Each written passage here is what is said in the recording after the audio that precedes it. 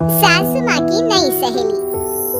प्रिया kitchen में चाय बना रही होती है और सुमन ड्राइंग रूम में बैठकर मजे से टीवी देख रही होती है।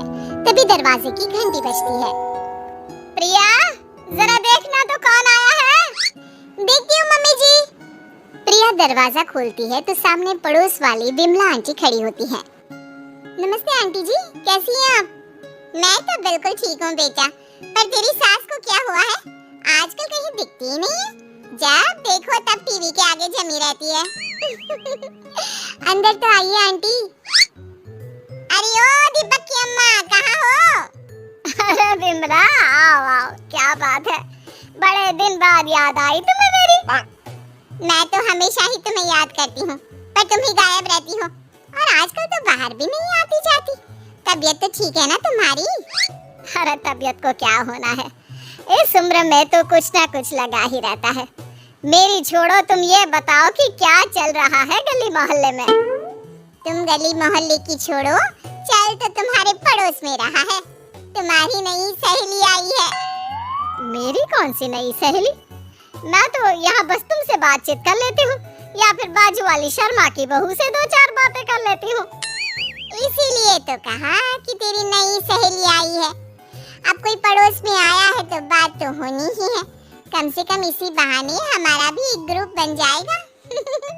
फिर सब मिलकर अपनी बहुओं की शिकायतें किया करेंगे। दोनों हंसने लगते हैं।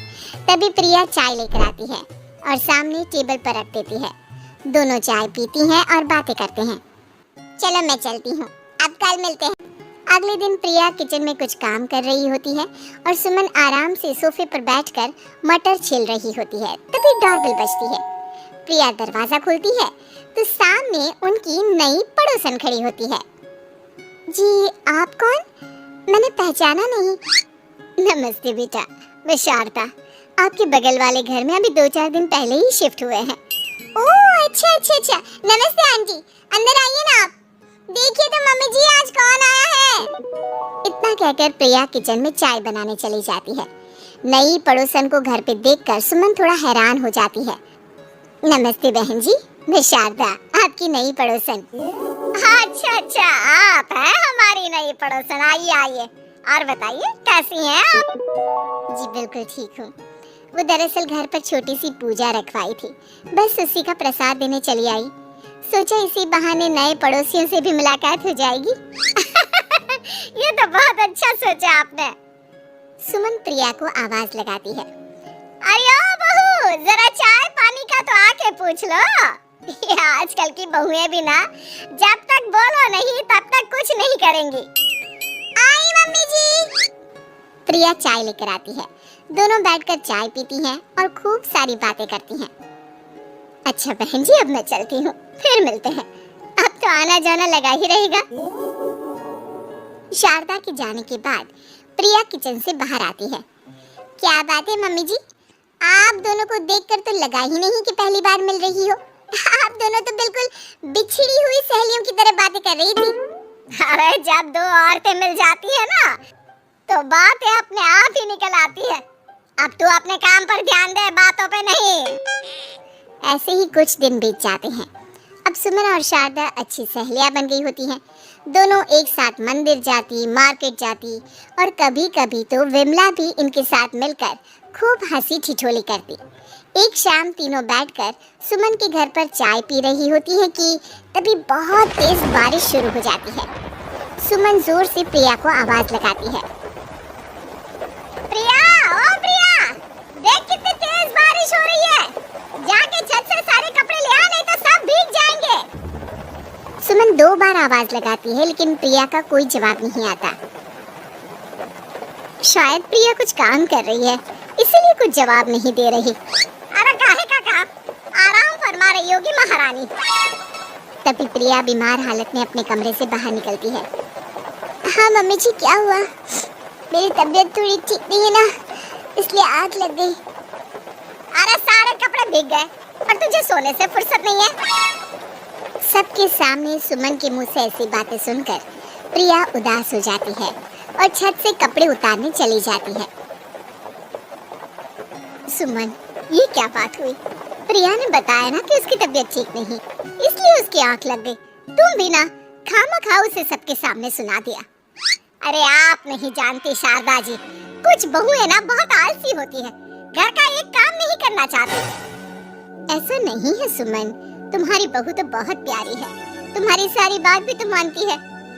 सुमन, तुम प्रिया के बारे में ऐसा क्यों सोचती हो? मेरी भी दो बहुएं हैं, लेकिन मैं उन्हें अपनी बेटियों की तरह रखती हूँ। आखिर वो भी तो किसी की बेटियां ही है ना।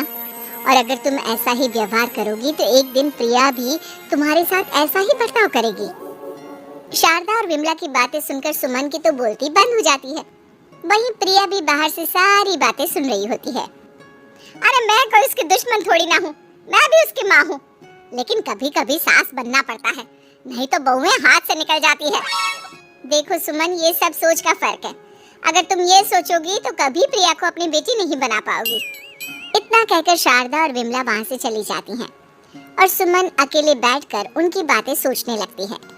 अगले दिन प्रिया और दीपक अपने कमरे में बैठकर बात कर रहे होते हैं और सुमन उनके कमरे के बाहर कुछ काम कर रही होती है और उन दोनों की बातें सुन लेती है। दीपक, तुम्हें पता है हमारे पड़ोस में जो शारदा आंटी है ना, बहुत अच्छी है। अच्छा, ऐसा क्या हो गया जो तुम्हें वो इतनी अच्छी लगने लग गई?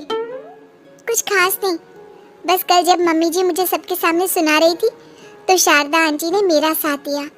मैं तो सच में हैरान ही रह गई थी जब उन्होंने मम्मी जी को मुझसे ऐसा बर्ताव करने के लिए मना किया। अच्छा, फिर क्या हुआ?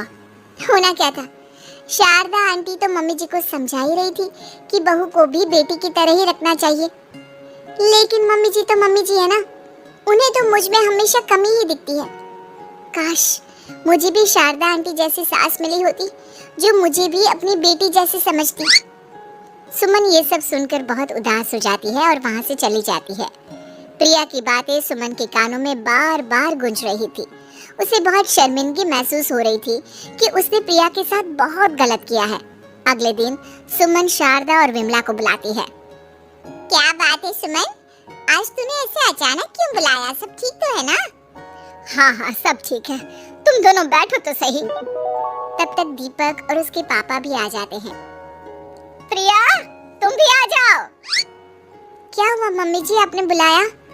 हाँ प्रिया बेटा, मैं आज सबके सामने तुमसे माफी मांगना चाहती हूँ। मैंने आज तक तुम्हारे साथ बहुत बुरा व्यवहार किया है, लेकिन तुमने कभी भी मेरे साथ बुरा बर्ताव नहीं किया। मुझे अपनी गलती का एहसास हो गया है, हो सके तो मुझे माफ कर देना। प्रिया अपनी सास की बातें सुनकर हैरान हो जाती है, उसकी आंखों में आंसू आ जाते हैं। प्लीज मम्मी जी, आप मुझसे माफी मत मांगिए, मैं भी आपकी बेटी ही हूँ। वैसे एक थैंक यू तो मेरी नई सहेली को भी बनता है, जिसकी वजह से मुझे मेरी गलती का एहसास हुआ। शारदा बहन, आपका बहुत बहुत शुक्रिया जो आपने मेरी आंखें खोल दी। अरे क्या सुमन, तुम भी ना? तो फिर इसी बात पर चाय और पकोड़े हो जाए।